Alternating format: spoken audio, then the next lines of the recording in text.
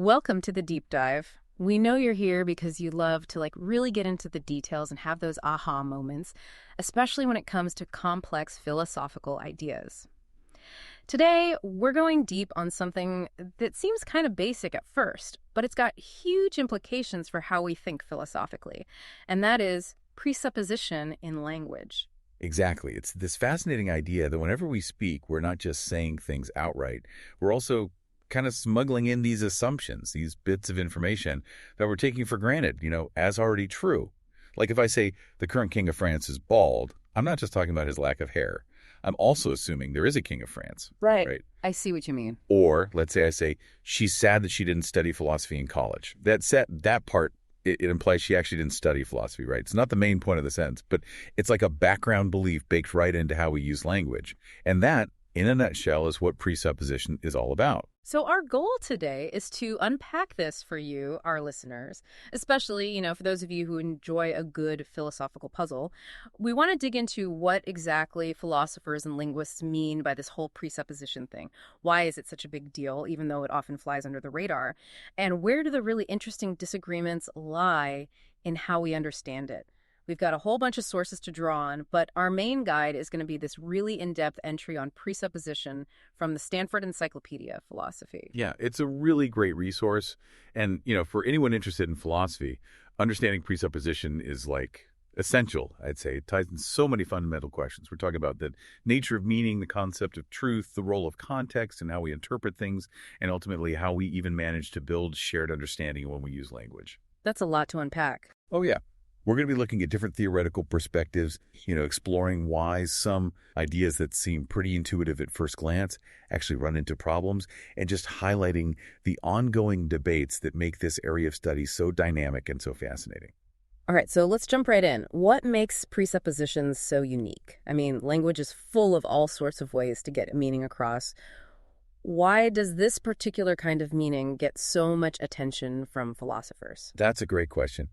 I'd say there are two main reasons why presuppositions stand out. First, as the encyclopedia points out, they're kind of everywhere. I mean, they're all over the place in our language. Just think about it. We're having this conversation in English right now, and that presupposes that you, our listeners, understand English. If I were to say, as we were just saying, or that presupposes that there was something we were just saying, right? Even a simple word like this is interesting, it presupposes that there's some specific thing we're talking about. These are just some really basic examples, but it shows how deeply ingrained presuppositions are in how we use language every day. Yeah, it really is something we just take for granted constantly. It's so fundamental that we don't even notice it most of the time. Okay, so ubiquity is one big thing. What's the other reason? The other thing that makes presuppositions really special is that they don't quite behave like other aspects of meaning. Especially when you look at how they interact with certain words and grammatical structures, things like negation, questions, and conditionals. This is where things get philosophically tricky, and it's a big part of what makes them so intriguing.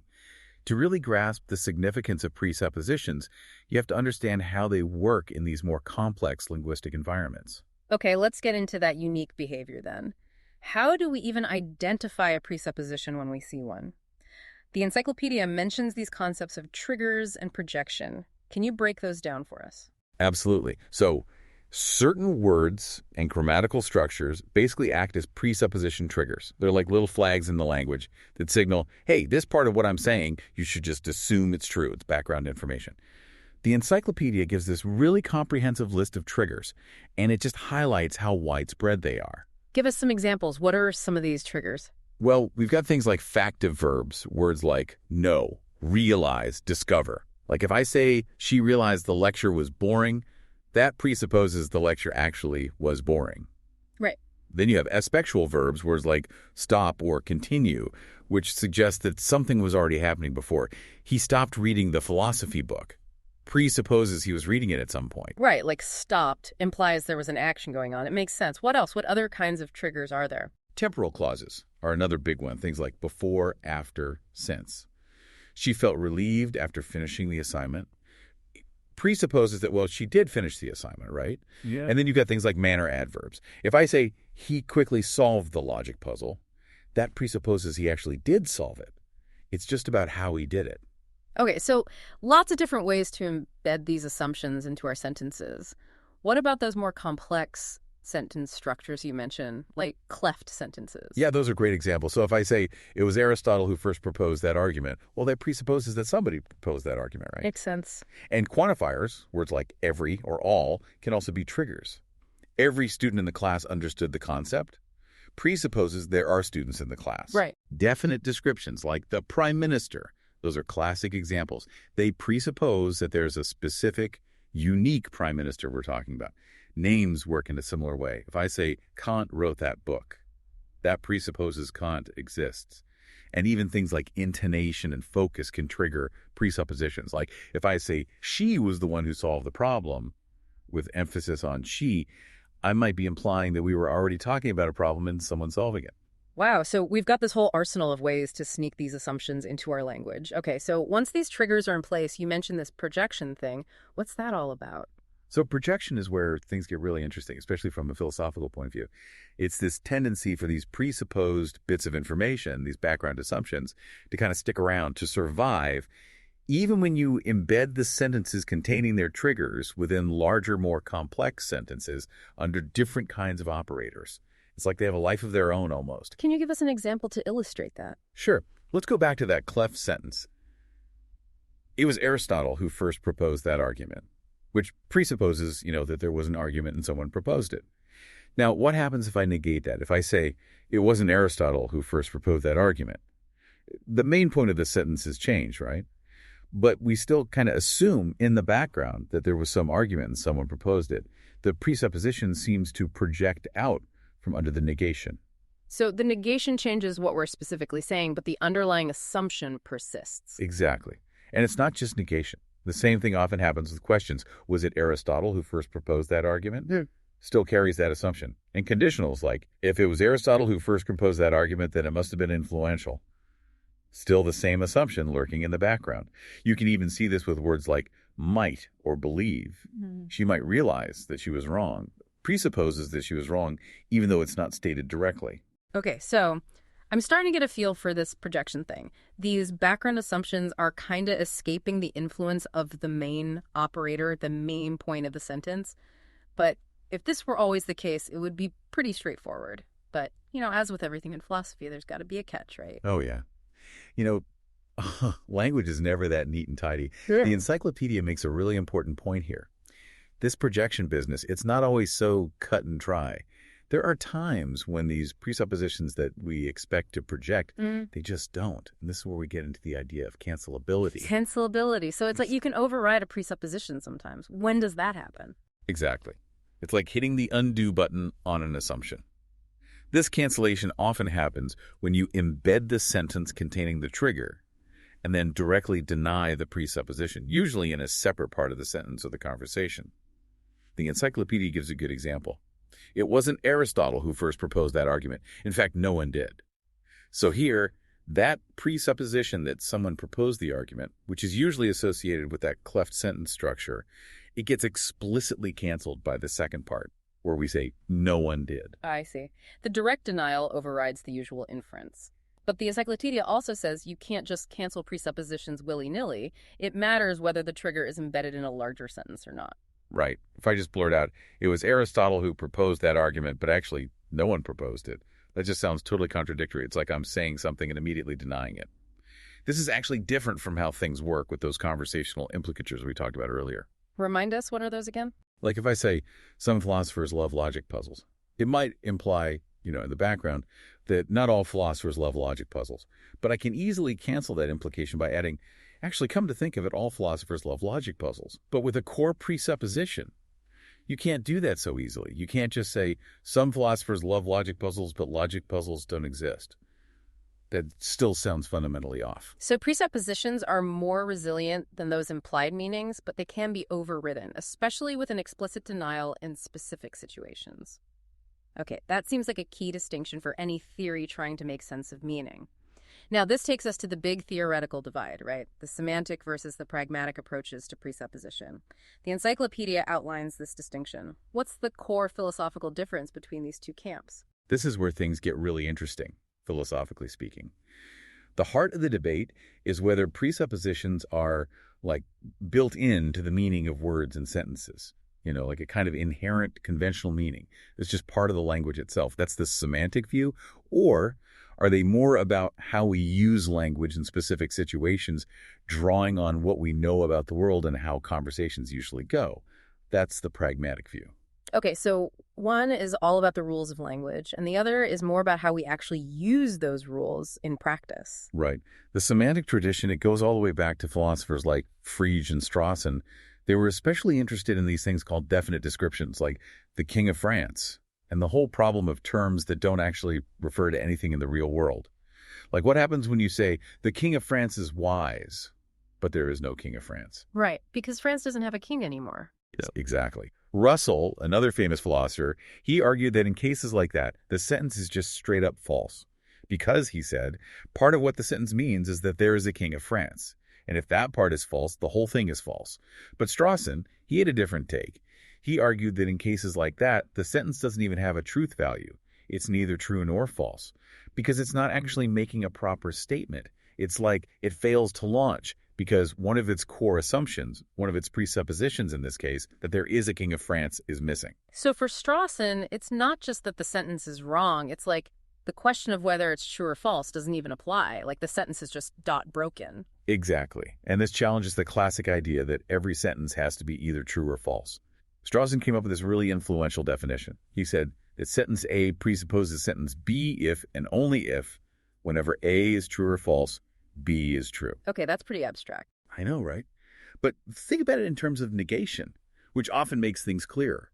Another way to put it is A presupposes B if, whenever A is true, B is true, and whenever not A is true, B is true. The second definition really gets at that projection idea we were talking about. The presupposition seems to stick around even when the main part of the sentence is negated. So even if you say the King of France is not wise, you're still assuming there's a King of France. Right. And to try and make sense of this, some philosophers started working with these things called trivalent logics, like weak clean and strong clean. Trivalent logics. Yeah, it's basically an attempt to formalize this idea of a truth-value gap, to account for these sentences where presupposition failure supposedly makes them neither true nor false. They introduce a third truth value, often called undefined or something like that, to handle these special cases. The idea is to develop a system that can track these truth values as you build more complex sentences. And that way, you can try to predict which presuppositions will project and which won't. Okay, so weak clean, what does that one do? Weak clean basically says that if any part of a sentence has this undefined truth value, then the whole sentence also has that value. The problem is, this predicts that presuppositions always project no matter what, which is too strong, right? Yeah. Because we know they can be canceled sometimes. Makes sense. What about strong clean? Strong clean is a bit more sophisticated. It tries to stick to the regular true or false values whenever possible, even if some parts of the sentence are undefined. But, as the encyclopedia points out, even strong clean doesn't completely solve the puzzle. It gets some things right, but it also makes some wrong predictions, especially when it comes to sentences with if-then structures. And it still doesn't offer a very natural way to explain those cases where presuppositions are directly canceled. To handle that, some people suggested maybe there are actually two kinds of negation, one that preserves presuppositions and one that denies them. But that started to feel kind of ad hoc, like patching things up, instead of having a really elegant explanation. So it seems like trying to shoehorn presupposition into a purely semantic, truth value-based framework runs into some serious difficulties. How did the pragmatic perspective deal with these challenges? What did philosophers like Stolnaker have to say about it? Yeah, so Stolnaker, he offered a really different way of looking at it. He shifted the focus from the meaning of sentences in the abstract to what's going on in the minds of the people who are actually using language, the speaker and the listener. For Stolnaker, a presupposition is really about what the speaker takes for granted, like a background assumption they're making, and what they expect their audience to be taking for granted too. It's about shared understanding, a kind of common ground that's in place when people are communicating. So it's not about the sentence itself being broken, but about whether the speaker is making assumptions that aren't actually shared by the listener. That's the idea. Yeah. For example, the encyclopedia talks about this scenario. Imagine someone says, "I'm so bummed I didn't study harder for my philosophy exam." But it turns out they never even took a philosophy exam. Totally. But on this pragmatic view, the sentence isn't meaningless. It just might be like really inappropriate because the speaker is presupposing something that's not part of the shared understanding between them and the listener. Or think about something like Sherlock Holmes realized that Moriarty was back. Now, for someone who knows Sherlock Holmes is fictional, that sentence doesn't cause any sort of semantic meltdown, even though realized usually presupposes its complement is true. It's just a story. Right, and that makes perfect sense on a pragmatic view. It's not about the sentence itself, it's about how it's being used in a particular context. The encyclopedia talks about all these other pragmatic approaches that followed Grice, and they all kind of build on this idea that presupposition is closely tied to the general rules of conversation, to how we expect people to behave when they're talking to each other. Okay, remind me about Grice and his rules. Yeah, so Grice had this thing called the cooperative principle, and he came up with these maxims of conversation: be truthful, be informative, be relevant, be clear. And a lot of pragmatic theories argue that presupposition inferences are really just a special case of these broader conversational rules. Like, if someone uses a definite description, the listener might infer that the thing being referred to actually exists, simply because if it didn't, the speaker would be breaking those basic rules of being truthful and relevant. Right. So it's not that the words themselves have these presuppositions built in. It's more like we assume the speaker's following the rules of conversation, so we draw these inferences to make what they're saying make sense. That's the gist of it. And this line of thinking continues in more recent work. There's this idea that presuppositions arise not just from common ground management, like Stolnaker was talking about, but also from this kind of Gracian reasoning. Like, we're constantly trying to figure out what the speaker means, and presuppositions are part of that process of interpretation. Okay, so the pragmatic approaches see presupposition as less about hard and fast rules of meaning and more about how we figure out what's going on in a conversation, using both context and our general knowledge of how people communicate. It sounds like a much more flexible and context-sensitive way of approaching things. And the encyclopedia even mentions that this makes them more applicable across different languages. Yeah, that's one of the big advantages. If these principles of conversation are more universal, then it makes sense that they'd be at play in different languages. And it means that pragmatic theories could potentially explain not just presupposition, but other kinds of things that happen in language, stuff that might not fit neatly into the traditional semantic categories. It's like a broader framework for understanding how meaning works. And the encyclopedia even touches on some recent psycholinguistic research, which is cool. What can studying how we process language in real time tell us about presupposition? This is a newer area of research, and it's trying to figure out, like, how we handle presuppositions in the moment. As we're hearing or reading something, do we instantly process the presupposed information as a background assumption? If so, that might suggest it's more of a conventional encoded thing, like part of the language itself. Or is there a delay, which might mean it's more of an inferential process, like we're figuring it out on the fly? So are we fast or slow? Well, the research is still ongoing, but some studies suggest that we process presuppositions pretty darn fast. And that might lend some support to the idea that they have a strong conventional component, that they're not just something we figure out through reasoning every time. Interesting. Okay, so we've got this semantic view, which tries to build presuppositions into the logic of language, and we've got the pragmatic view, which is more about context and the rules of conversation. Now, the encyclopedia brings up the dynamic turn in semantics, this idea that meaning is all about how we update the context of a conversation as we go along. How does this perspective understand presuppositions? Yeah, the dynamic turn is a pretty big shift in how we think about meaning. It's like instead of analyzing sentences in isolation, we're looking at how they function as part of a larger flow of information, how they change the context of the conversation. And Van der Sant, he drew this really powerful analogy between presupposition and anaphora. Anaphora, what's that? It's things like pronouns, words like he or she that refer back to something that was mentioned earlier. Like if I say he went to the store, we assume he refers to someone we were already talking about. Yeah, so he needs an anger, something to refer back to. Exactly. And Van der Sant noticed that presuppositions work in a very similar way. They also seem to rely on some background information being available in the context. And just like certain sentence structures can make pronoun reference sound weird, those same structures can also mess with presuppositions.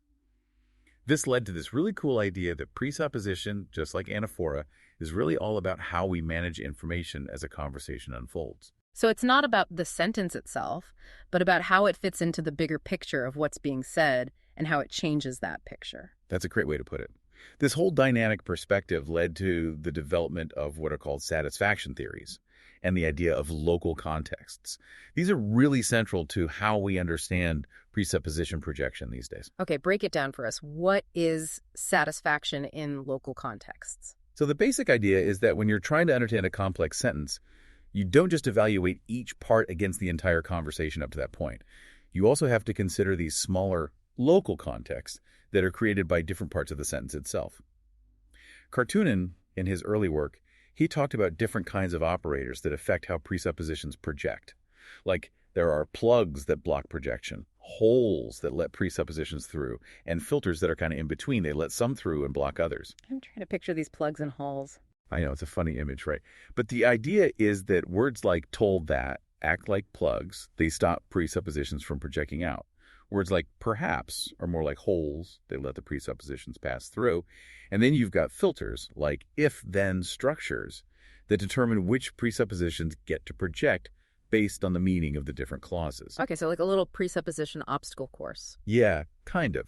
Later, Kartunen shifted his focus to this idea that presuppositions need to be satisfied in their local context, which basically means that the information they carry needs to already be present or implied within that specific part of the sentence. And how do you figure out what that local context even is? The encyclopedia mentions something about left redundancy. Yeah, so this is a really important concept. Schlenker, building on Beaver's work, he came up with this idea of left redundancy, which is a way to formally define what it means for a presupposition to be satisfied.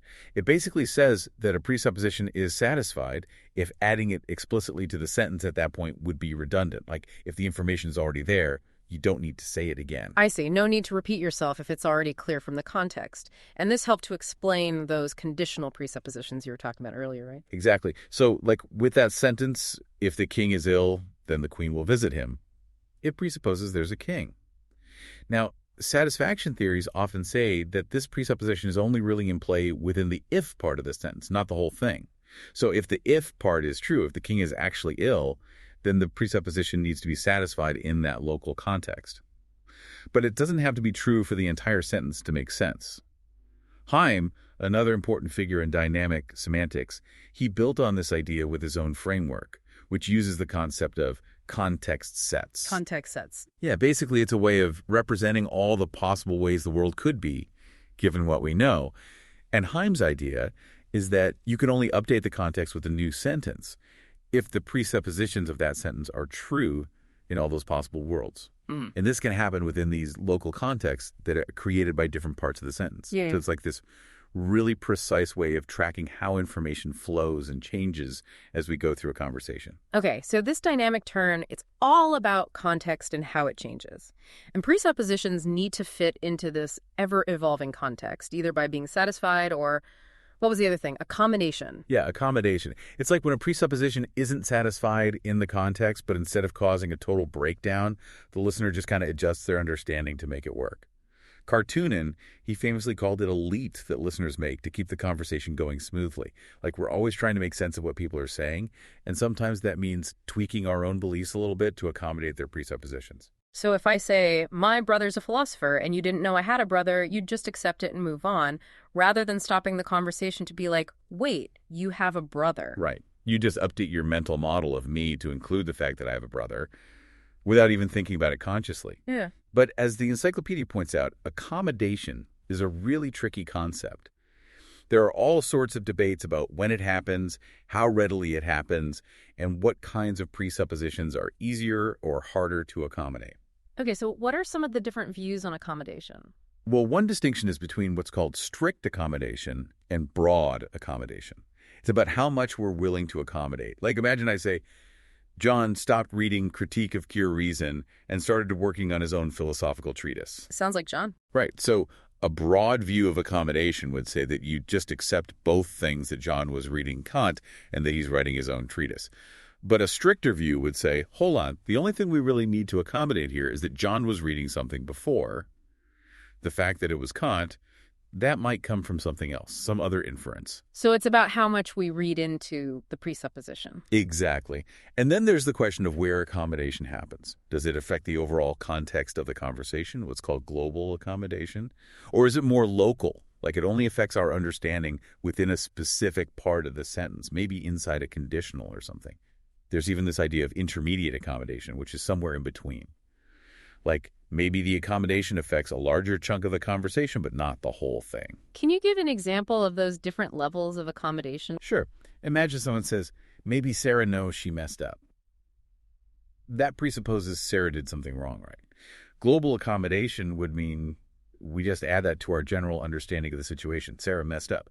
Local accommodation would mean we're only considering the possibility that Sarah knows something. We're not committing to the idea that she actually messed up in the overall context. And intermediate accommodation is trickier. It might come up in more complicated scenarios where there are multiple layers of embedding, like multiple if-then statements or something. But whether intermediate accommodation is even a real thing is still debated. So many levels. The encyclopedia mentions this preference for global accommodation, or PGA. What's that about? The PGA, it's this idea that, in general, we prefer to accommodate presuppositions at the most global level possible, as long as it doesn't create any contradictions. It seems to be a pretty strong tendency in how we understand language, and some studies suggest that it actually happens that way. But as to why we prefer it, that's still an open question. There are different ideas floating around. Heim's early work didn't really explain the mechanism. Beaver, he proposed this thing called the Atlas Principle, which basically says that we prefer accommodations that lead to a stronger overall meaning.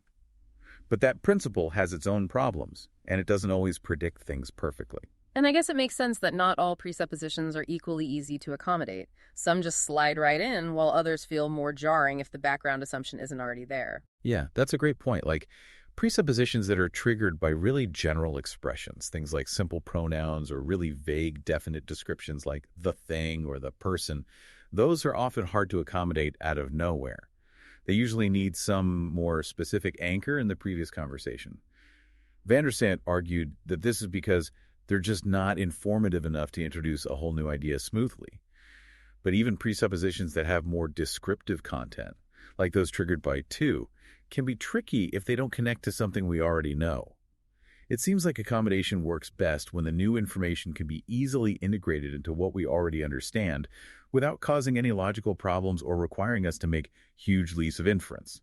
Okay, so this whole accommodation thing, it's like a delicate dance between the speaker's presuppositions and the listener's existing knowledge.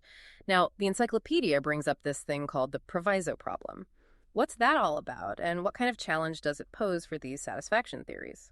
The proviso problem is a really thorny issue for those theories that focus on local satisfaction, because sometimes they predict a weaker kind of presupposition, a conditional presupposition, in cases where we intuitively feel like a stronger, unconditional presupposition is at play. Unconditional versus conditional, what's the difference? It's like a conditional presupposition says, okay, if this other thing is true, then we need this presupposition to hold.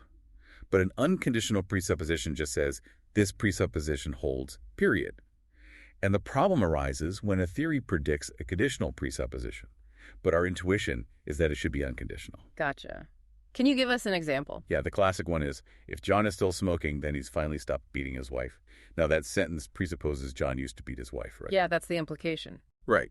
But a lot of satisfaction theories would predict a weaker presupposition. If John is still smoking, then he used to beat his wife. It's like making the presupposition dependent on the if part of this sentence. But that doesn't quite capture our intuition, does it? We tend to think that the sentence just presupposes John used to beat his wife, regardless of whether he's still smoking or not. It's not a conditional thing, it's just a flat-out assumption. Yeah, I see the difference. So the theory is predicting a kind of dependency that we don't intuitively feel. That's the proviso problem in a nutshell. And while people have tried to come up with ways to explain how these conditional presuppositions might get strengthened to unconditional ones, maybe through plausibility or other contextual factors, those explanations don't always work. Things like information structure, like how the sentence is phrased, whether it uses a cleft sentence or not. Those things seem to matter too, and they're not always accounted for. So this remains a big challenge for theories that try to explain presupposition projection purely in terms of local satisfaction. Okay, so we've got this tension between what the theory predicts and what we actually feel like the sentence is doing. Now, how does Van der Sant's DRT approach, with its focus on discourse reference, handle this whole accommodation thing? So Van der Sant's theory, remember, it treats presuppositions like they're looking for a place to attach, like they want to bind to something that's already been introduced in the conversation. It's similar to how pronouns work. looking for their antecedents. Right. He needs to refer back to some guy we were already talking about. Exactly. So in van der Sand's framework, if a presupposition finds a suitable antecedent, it gets bound to it. But if there's no good match, then it can be accommodated, which means we create a new discourse referent, a new entry in our mental representation of what's being talked about, and we add the presupposed information to that. Van der Sand argued that pronouns are hard to accommodate because they don't give us enough information to create a whole new referent easily. But presuppositions that have more descriptive content, those are easier to accommodate because they give us more to work with. So if I say, if Mary saw John, then his car was parked outside, the pronoun his would find its antecedent in John, and the presupposition that John has a car, that would be accommodated. Exactly. That's how it would work in van der Sand's theory, and it's a nice way to explain both how presuppositions project and how they can be accommodated, all within this dynamic framework of how we build up our understanding of a conversation. Okay, that makes sense. Now let's get into a classic philosophical conundrum. Presupposition failure. Born to fail or unborn. What happens when a presupposition turns out to be wrong? What are the consequences? This takes us back to the heart of the debate between philosophers like Frege and Russell, as revisited by Strawson. Yeah, we were talking about them earlier. Right. So Frege and Strawson, they originally said that if a presupposition fails, if it turns out to be false, like if someone says the present king of France is bald, but there is no king of France, then the sentence just doesn't have a truth value. It's not true and it's not false. It's like it's just floating out there. Kind of like it's in limbo. Yeah. Exactly. But Russell, he disagreed. He said, no, that sentence is just false because part of what it's saying is that there is a king of France and that part's wrong. So the whole thing's wrong. And where did Strawson end up on this? Well, interestingly, Strawson actually refined his